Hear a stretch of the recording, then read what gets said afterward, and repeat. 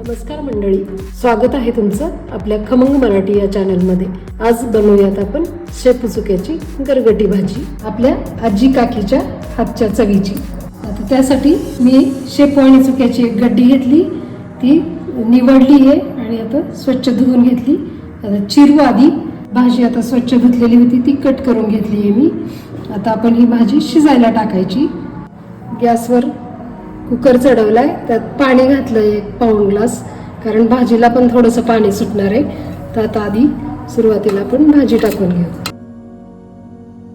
आता भाजी बरोबर आपण ह्या डाळी शिजायला टाकणार आहोत. त्यात मी हरभऱ्याची डाळ आहे 3 चमचे, पोहे खाण्याचा चमचा जो असतो त्याने 3 चमचे, आणि ही तुरीची आणि मुगाची 1.5 चमचा, ही दोन्ही मिळून ह्या डाळी इतकी एकत्र करू आणि स्वच्छ 2-3 पाण्याने धुवून त्या भाजीमध्ये टाकायची.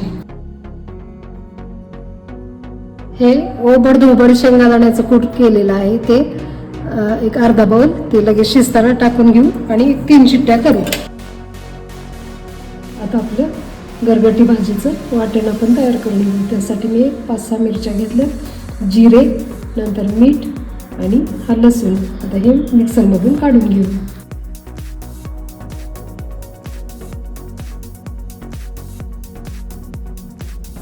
भाजी आपली मस्त शिजून निघाली. आता आपण त्याला रवीने हटवून घेऊ, म्हणजे एकजीव होईल. आता आपण गॅस चालू केला आहे, कढईमध्ये तेल टाकलेलं आहे, तेल पण आपलं गरम होत आले. आपण फोडणी देऊ.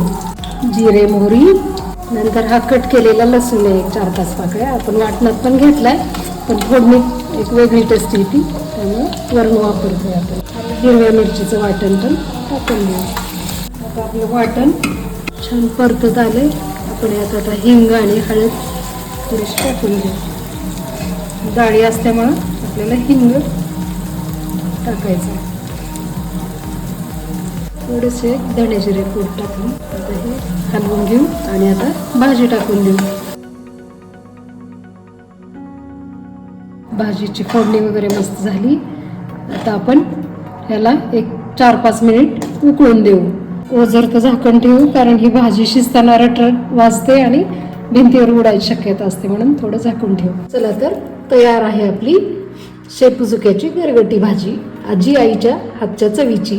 तुम्ही पण ट्राय करा, कमेंटमध्ये मला नक्की सांगा. भेटूयात पुन्हा अशाच एखाद्या नवीन रेसिपीसह. तोपर्यंत मस्त राहा आणि चवीने खा.